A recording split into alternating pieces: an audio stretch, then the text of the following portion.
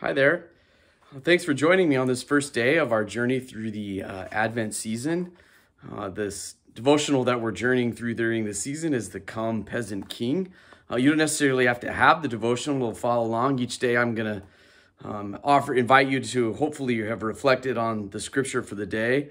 And then I'll offer a couple of insights or things that stuck out to me. And oftentimes I may tell a story or even answers one of the questions in the back as an effort to try and be a little more vulnerable in my own life with you during this season. I found it quite funny that this text was from John chapter 9, a text that I happened to just have preached on just a few weeks ago.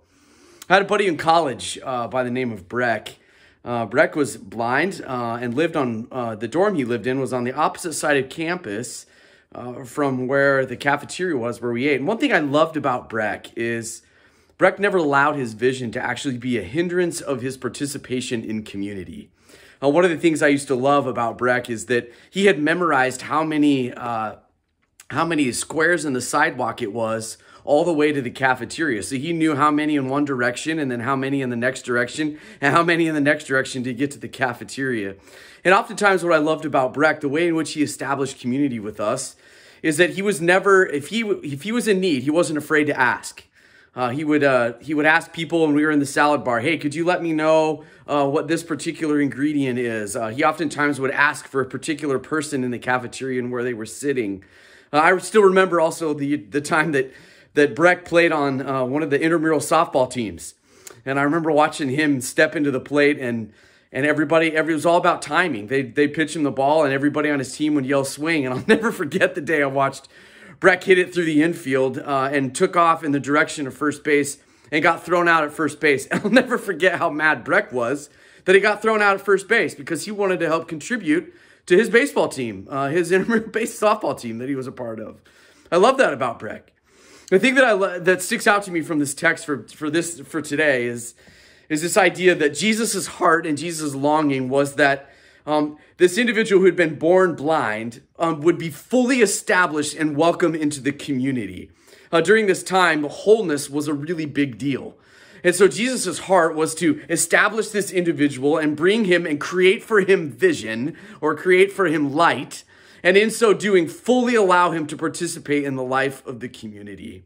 I love that imagery and I love that idea for us, that wherever you find yourself today, in whatever capacity or season or place of work, is that God, out of his deep love for you, longs to establish and draw you into the fullness of relationship with him so that you can be released to be the light and fully establish and be that light in your place of school and work and the place that you live and in your family and all these capacities and spaces that you hang out.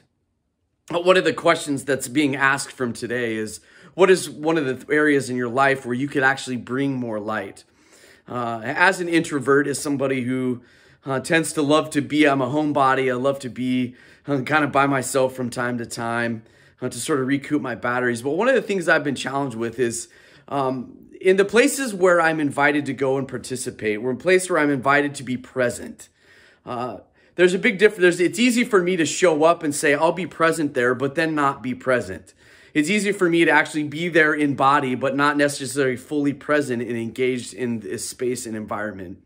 And so during this season, I've been sort of challenged by that reality that as I participate in a Christmas party or I show up at a neighbor's house or hang out in environments where sometimes it might be unfamiliar to me. One of the things that I want to do is not just be present, but be fully present. And so in doing so, I want that to allow that to be an enhancement of the community in which I'm a part of, partly because I have this longing to be the light of Jesus wherever I am and to be fully present because I long for people to be fully encapsulated by being drawn in by the full love that Christ has for them.